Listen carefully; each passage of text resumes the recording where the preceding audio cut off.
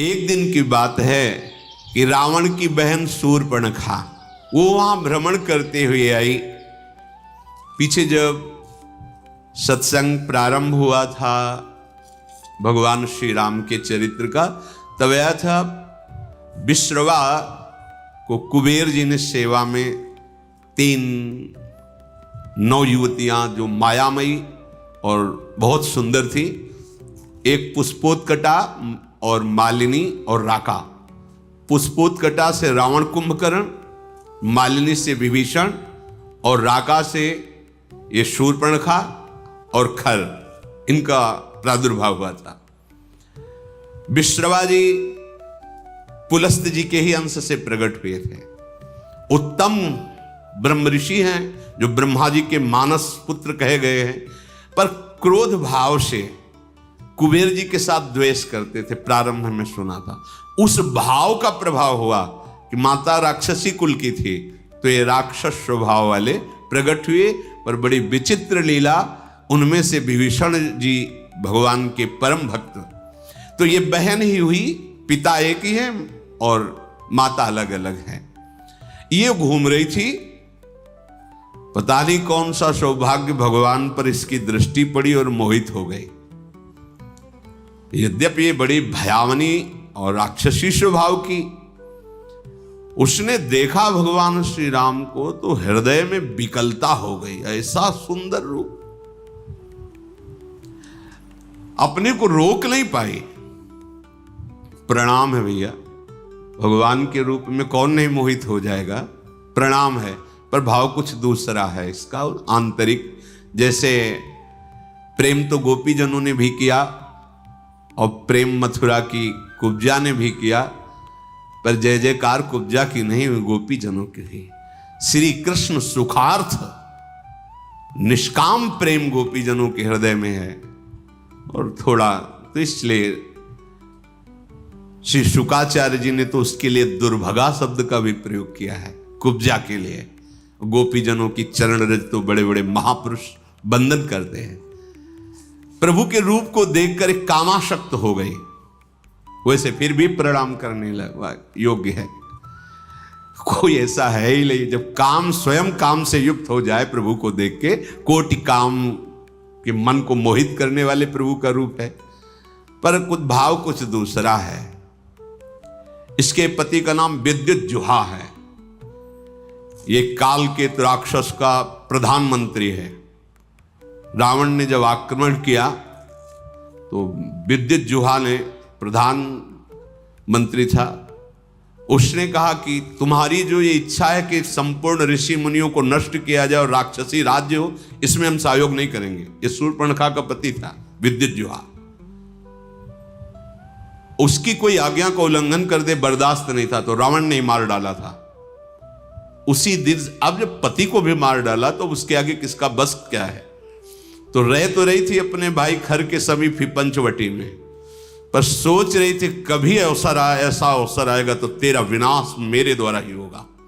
तूने मेरे पति को मारा। वो राक्षस तो था विद्युज्जुहा, पर धर्मयुक्त था। वो कहता ऐसा नहीं, आप ऋषि मुनियों को मारे, राक्षस राज साबित करें, इस पे हम आपका सहयोग नहीं करेंगे। तो मार डाला उसने, क्योंकि जो अपने स्वार्थ में अंधे होते वो रिश्ते नातों का सम्मान नहीं करते।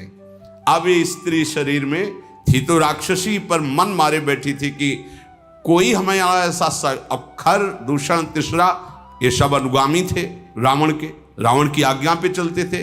तो सोचा कि अगर इनसे भी जरा बोलेंगे तो हमें मार डालेंगे। रावण का विरोध कोई कर दे ऐसा है ही नहीं। त्रिभुवन में कोई नहीं था कि उसके खिलाफ कोई बोल सके। अंदर ही अंदर सोच रही कभी तो अवसर मिलेगा, जीवन व्यतीत करूंगी, लेकिन जिस दिन अवसर मिलेगा इसका नाश करवाऊंगी। आज अजान बाहु भगवान को देखकर उसको और सुना था कि इन्होंने ही शुभाहो आदि काम, मारीच को एक बाण मारा था तो बिना फण का 400 कोस दूर गिरा था, 100 योजन दूर गिरा था। ताड़का का वध किया, विराध का वध किया।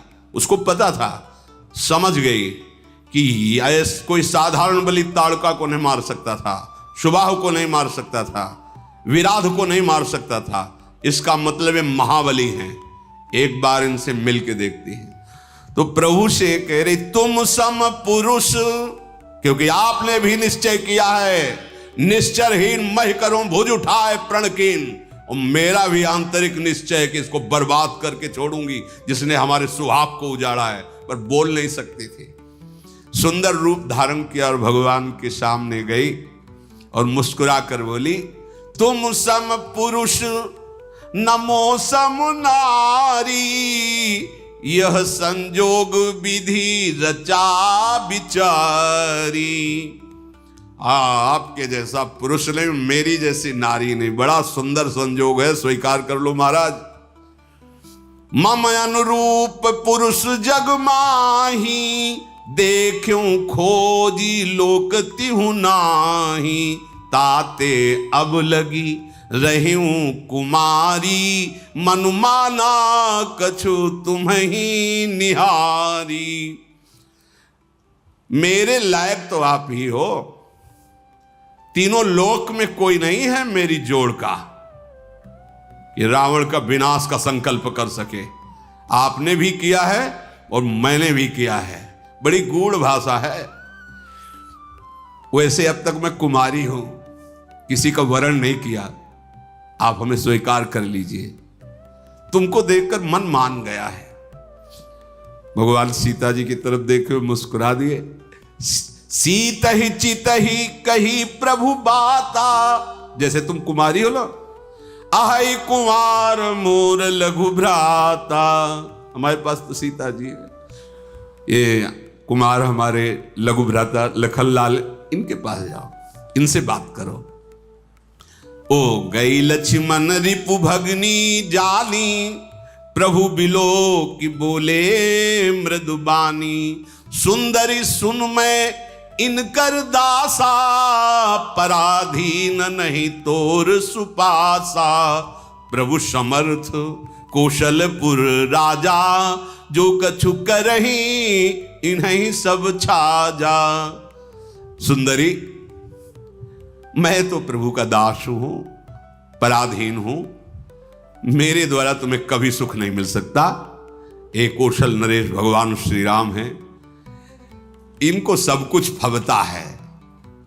आप इन्हीं की चरण शरण में जाएं, क्योंकि सिद्धांत है सेवक सुख चाह मान भिखारी, व्यसनी धन शुभ गति व्यभिचारी, लोभी जसु चाह चार गुमानी, नभ दुहि दूध चहत ये प्राणी। सेवक होकर के अपने सुख की चाह करे, भिक्षुक धर्म स्वीकार करके सम्मान की चाह करे, जुआ शराब व्यभिचार करने वाला धन और शुभ गति चाहे, कभी नहीं प्राप्त हो सकता। लोभी पुरुष अपना यश चाहे, अभिमानी पुरुष अर्थ धर्म काम मोक्ष चाहे, ये सब प्राणी आकाश को दूह कर दूध लेना चाहते हैं, अर्थात असंभव को संभव करना चाहते हैं। वो प्रभु के पास गए, प्रभु ने फिर लक्ष्मण जी के पास भेजा, लक्ष्मण जी ने फिर प्रभु के पास भेजा, प्रभु ने फिर लक्ष्मण जी के पास भेजा। लक्ष्मण जी ने कहा कि तुमको वही भरेगा जिसके एक इतनी भी लज्जा नहीं होगी। लक्ष्मण जी ने कहा, लक्ष्मण कहा तोई सो बरई, जो तृण तोरी लाज परिहरई। जिसने तृण तोड़ कर लाज का त्याग कर दिया, तेरी जैसे को वही वरण करेगा। अब तो सुंदर रूप त्याग कर आ गई शूर्पणखा के रूप में, भयानक रूप। तब खिसियानी राम पही गई, रूप भयंकर प्रगटत भई। सीत ही सभय देखी रघुराई, कहा अनुज सन शयन बुझाई। सीता जी को भयभीत देखकर भगवान ने पीछे किया सीता जी को, लक्ष्मण से कहा हिसाब कर दो इसका। नाक कान काट लिए। लक्ष्मण तिलाघो सो नाक कान बिन कीन, ताके कर रावण को मनो चुनौती दिन। नाक कान काट के मानो निशाचर राज रावण को चुनौती भेजी हो। लक्ष्मण जी ने शूर्पणखा को नाक कान रहित कर दिया। अब तो जब नाक कान कटा तो ऐसा लग रहा था जैसे गेरू के पहाड़ से पानी का धारा गिर रहा हो, ऐसे खून बहने लगा। नाक कान बिनु भई बिकरारा, जनु स्रव शैल गेरु के धारा। खर दूषण पही गई बिल पाता, धिग धिग तव पौरुष बल भ्राता। नाक का वैसे विकराल थी, जब नाक कान कटा तो लाल लाल खून बह रहा और विकराल रूप हो गया। अब अवसर ढूंढा, अब विनाश का कार्य शुरू करूंगी। गई खरदूषण के पास और कहा, तू भाई है, बड़े बलवान बनते हो तुम, राक्षस राज बनते हो, देखो तुम्हारी बहन का नाक कान काट, तुम्हारे बल को धिक्कार है। तो किसने किया है? तब समझाकर बताया, पास में आए हैं एक राजकुमार जिनके साथ बहुत सुंदर स्त्री और दूसरे राजकुमार गोरे और इतने बलशाली कि तुम उनके सामने कुछ नहीं हो। देखो तुम्हारी बहन का नाक कान काट लिया। अब तो तुरंत आदेश किया, तो जैसे काजल के पर्वत पंख धर के उड़ रहे हो ऐसे ऐसे भयानक राक्षस अपने असली सब रूपों में युद्ध की तैयारी की। नाना वाहन नाना कारा, नाना युद्ध धर घोर पारा, सूपनखा आगे कर लीनी। आगे आगे सूपनखा नाक कान काटे हुए खून बहते जा रहे, पीछे से भयानक सेना, चलो ले चलो, कहाँ है वो राजकुमार। अब तो मृत्यु के वशीभूत होकर ये सब खिंचे हुए चले जा रहे राक्षस, गरज रहे हैं, ललकार रहे हैं, कोई आकाश में उड़ रहा है, कोई बड़ी अपनी बलवीरता की डींगे हाँक रहा है। अरे कोई कहता जीते जी दोनों भाइयों को पकड़ लो, पकड़ के मार डालो, उसकी स्त्री को छीन लो, ऐसे आवाजें गूंज रही। भगवान ने धूल देखी, लक्ष्मण से कहा, राक्षसों की भयानक सेना आ रही, तुम सियाजी को ले जाओ और कंदरा में गुफा में छुप करके रहो, सावधान रहना, बड़े मायावी राक्षस हैं ये। लक्ष्मण जी धनुष पर प्रत्यंचा चढ़ाकर बाण लिए हुए सीता जी को आगे करके गुफा में जाके सीता जी को विराजमान किया। अब वो राक्षसों की सेना समीप आई, राम जी ने टंकार की धनुष की, तूड़ी से बाण निकाल करके हाथ में लिया। कठिन टंकार सुनते ही कांप गए सारे राक्षस। सारंग धनुष की टंकार भगवान का ये दिव्यास्त्र है। आपने केश पासों को चूड़ा के रूप में, अपने पीतांबर को कमर में कसा। आई गए बगमेल, धरहु धरहु धावत सुभट, जथा बिलो की अकेल, बाल रवि घेरत दनुज। पकड़ो पकड़ो, मारो मारो, ऐसा कहते हुए खरदूषण तीसरा पूरी सेना सब नजदीक आ गई। जैसे बाल सूर्य जब उदय होते हैं तो मंदेह नाम के दैत्य मानो घेर लिए हों, ऐसे भगवान को चारों तरफ से घेर लिया। भगवान ऐसे मंद मुस्कुराए सबकी तरफ दे। ये पहला बाण है। जी भी मुस्कुराए तो जो सब धनुष बाण और सब अस्त्र लिए थे ना, सबके नीचे हो गए, देखते रह गए। इतने सुंदर राक्षस हैं, मारने आए, देख रहे। खरदूषण ने देखा कि यहां तो मारने आए थे, यहां तो सब लुट रहे हैं। भगवान को जब देखा तो उसने कहा मंत्री से कि मेरी बात इनसे कहो, कोई ऐसा आज तक मैंने देखा नहीं जैसा इनको देखा है। नाग असुर सुर नर मुनि जेते, देखे जीते हते हम केते, पर हम भरी जन्म सुनो सब भाई, देखी नहीं है सुंदरता। इतना सुंदर रूप तो हमने कहीं नहीं देखा। सुनो, यद्यपि इन्होंने हमारी बहन को कुरूप किया, पर इनको मारेंगे नहीं, बहुत सुंदर है। देखो ये बात, भगवान के रूप को देखकर घोर निशाचरों के हृदय में भी प्रेम का स्फुरण हो रहा है। यद्यपि भगिनी कीन कुरूपा, बधलायक नहीं पुरुष अनुपा। जाओ छाइन से कह दो अपनी पत्नी को जो छुपा के रखा है हमें दे दो, हमारा बदला हो जाएगा। तुमने हमारी बहन के नाक कान काटे, तुम अपनी पत्नी, और जाओ आराम से, निर्भय हो जाओ, तुम्हें कोई नहीं मारेगा, तुम बहुत सुंदर हो। मंत्री से कहा जाके कह दो, मेरा कथन जाके उनको सुनाओ। दूत ने जाके भगवान श्री राम जी से कहा तो भगवान मुस्कुरा करके बोले, देखो तुम जानते नहीं हो हम क्षत्रिय राजकुमार हैं, तुम्हारे जैसे पशुओं का वध करना हमारा शिकार खेलना होता है। हम क्षत्रिय मृगया बन करहीं, तुमसे खल मृग खोजत फिरहीं। तुम्हारे जैसे राक्षसों का वध करना हमारा स्वभाव है, और तुम जहां लड़ना चाहिए वहां हमें सलाह देने आए हो। अरे तुम जानते नहीं, तुम हमें बालक मत समझो। काल भी हमारे सामने खड़ा हो जाए तो हम उससे पराजित होने वाले नहीं हैं। दैत्य कुल का नाश करना और मुनियों की रक्षा करना यह मेरा संकल्प है। तुम्हें हम बालक दिखाई दे रहे हैं, लेकिन दुष्टों को दंड देने के लिए संग्राम में आज तक कभी पीठ दिखाया हो रघुवंशियों ने, ऐसा प्रमाण नहीं मिला। और उसी वंश का मैं हूं। जाओ अपने स्वामी से कह दो, रण में ये मित्रता और कपट और चतुराई की बातें नहीं करते, युद्ध करना चाहिए। अगर तुम्हारे में सामर्थ्य नहीं तो भाग जाओ यहां से, अगर सामर्थ्य है तो युद्ध करो, ये सलाहें मत भेजो। ये जो ही बात कही तो जल गया खरदूषण। हमने तो इस पर दया की, ऐसा कटु भाषण करता है, तुरंत इसको मार डालो। अब योद्धा बाण धनुष तोमर शक्ति बर्छी कृपाण परिक कटार फरसा ये सब लेके राक्षस दौड़ पड़े, बड़े भयानक।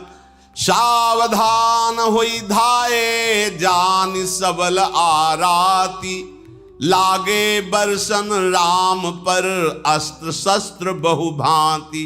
तिनके आयुध तिलसम करिकाटे रघुबीर, तानि सरासन श्रवण लगी पुनि छाड़े निज तीर।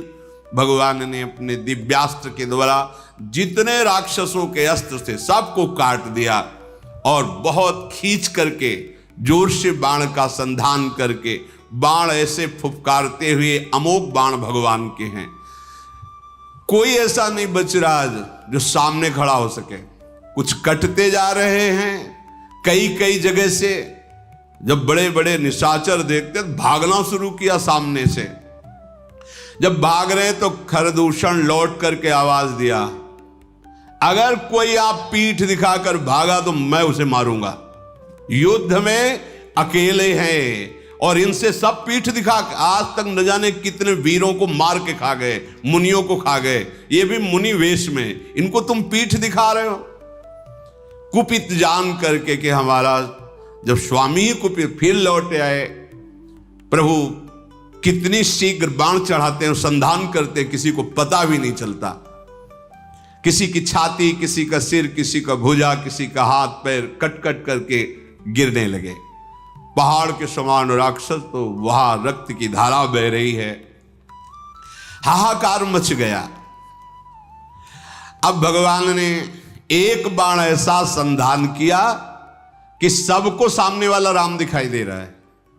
और वो पूरी भीड़ में राक्षसों की एक बाण सम्मोहन ऐसा कि सामने वाला राम, वो उसको काट रहा, उसको वो राम दिखाई दे रहे, वो उसको आप सही में राम राम कही तनु तजहि पावहि पद निर्वाण, करि उपाय रिपु मारे छन मह कृपा निधान। ये राम, वो ये राम, और कहा जा रहे हैं सब भगवान के धाम पहुंच रहे हैं, क्योंकि अंतिम में राम दर्शन और मुख से नाम, यही बड़े बड़े ऋषि जन मांगते, जो ऋषियों को भी नहीं मिलता। वो घोर राक्षसों को भगवान जब अवतार लेते हैं तब वो लाभ प्राप्त हो जाता है। हर्षित बरसई सुमन सुर, बाजहि गगन निशान, स्तुति करि करि सब चले शोभित विविध विमान। देवता कर पुष्पों की वर्षा करते हैं। रघुनाथ जी ने इन पर विजय प्राप्त की। लक्ष्मण जी सीता जी को लेके आए, प्रसन्नता हुई। सीता जी श्री राम जी के उस रूप को देख रहे हैं, भ्रकुटी चढ़ी हुई, धनुष पर बाण संधान करते हुए, जैसे वैसे ही जब स्वरूप को देखा, नेत्र अघा नहीं रहे ऐसे अपने प्रीतम के रूप को देखकर। भगवान पंचवटी में विराजमान हैं, मुनिजन आकर बैठते हैं, भगवत चर्चा होती है। आगे आगे तो चली थी सूर्पनखा, जब भगवान के सामने आई तो सबसे पीछे पहुंच गई थी। जब सब सुहा हो गए, देखा इधर का काम पेट। अब वो वहां से गई लंका में और सभा में जाकर के हाथ पटक पटक के जमीन पे, छाती पे, माथे पे रोने लगी। रावण ने देखा, उसने क्या बात है, तेरी दशा ऐसी किसने की? बोले मदिरा पीता है और पड़ा रहता, सुख भोग करता है, ऐसे कहीं राज्य चलता है? सूर्पनखा ने कहा, करसिपान सोवस दिन राती, सुध नहीं तो सिर्फ परा राती।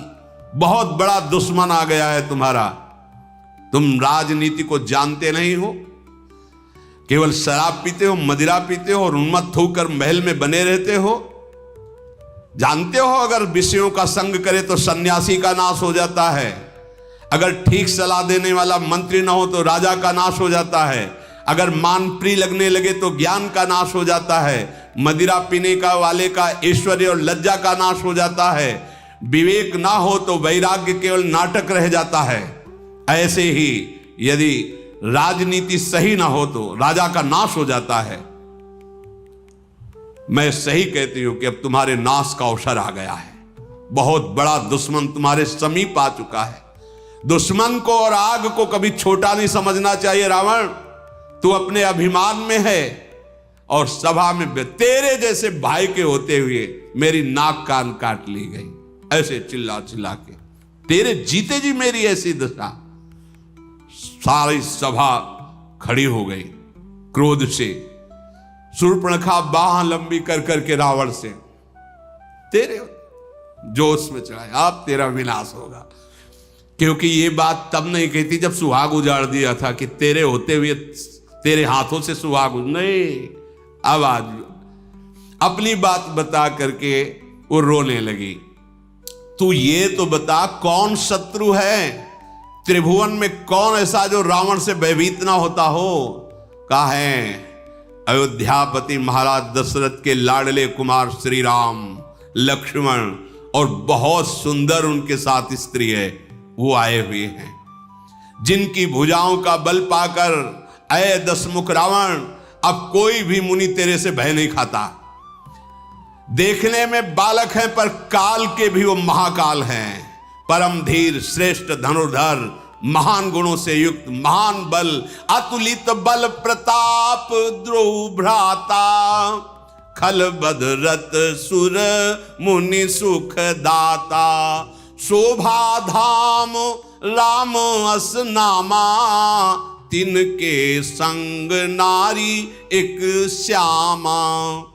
दोनों भाई महान बलशाली, परम सुंदर, शोभा के धाम, नाक कान कटे फिर भी कह रही परम सुंदर है वो, दुष्टों का वध करने में समर्थ है, शांत भक्त, देवता मुनि इनको सुख देने वाले हैं, उनका नाम है राम।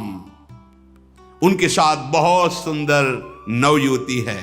विधाता ने ऐसी स्त्री तो त्रिभुवन में बनाई ही नहीं है जैसी स्त्री है। 100 करोड़ कामदेव भी न्यौछावर हैं ऐसा सुंदर स्वरूप राम जी का, तो 100 करोड़ रति भी न्यौछावर हैं ऐसा सुंदर स्वरूप उस युवती का। उन्हीं के छोटे भाई, गोरे भाई लखन जी ने मेरी ये दुर्दशा की है।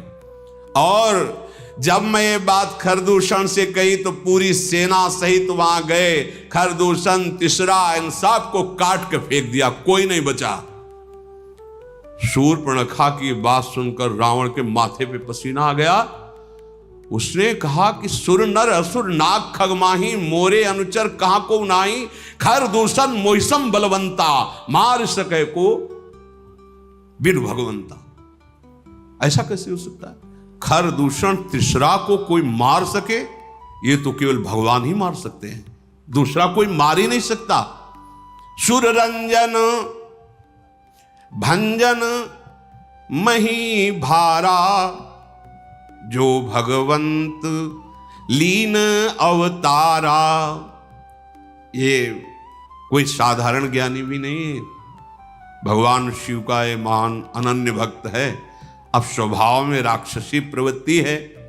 विचार किया उसने कि खरदूषण, तिसरा, इनको तो भगवान ही मार सकते हैं। और मैंने सुन रखा है ऋषियों से कि भगवान का अवतार होगा जो अपने भक्तों के मन को सुख देने वाले हैं। आहा, जो संसार के भार का हरण करने वाले हैं, उन्हीं भगवान का अवतार। तो क्या उन्हीं भगवान का अवतार हो गया? यदि वो भगवान हैं तो मैं जाई बैर हठी करऊं प्रभु सर प्राण तजे भौतरऊं। अगर भगवान है तो मैं उनसे बैर भाव की उपासना करूंगा, ऐसा दृढ़ बैर करूंगा कि उनके अमोघ बाण से परम पद को प्राप्त होऊंगा, क्योंकि मैं जानता हूं मेरे से भजन तो होगा नहीं। हो ही भजन न तामस देहा मन क्रम बचन मंत्र दृढ़। मैं राक्षसी स्वभाव का हूं, मेरे से भजन नहीं होगा, पर मैं बैर करूंगा, पर दृढ़ बैर करूंगा। इनके सिवा किसी और का चिंतन न हो, ऐसी दुश्मनी इनसे ठानूंगा। भक्ति से तो भजन होने वाला नहीं इनसे, पर इनका मैं ऐसा चिंतन करूंगा बैर भाव से। अंतिम समय तक इसका निर्वाह किया रावण ने। कहां राम रन हतोपचारी। अगर कहीं राजकुमार हैं तो अभी मजा चखाता हूं, अगर कहीं भगवान हैं तो दृढ़ वैर करूंगा, इनके बाणों से मैं परम धाम को जाऊंगा। शेष चर्चा आगे। श्री राधा वल्लभ लाल।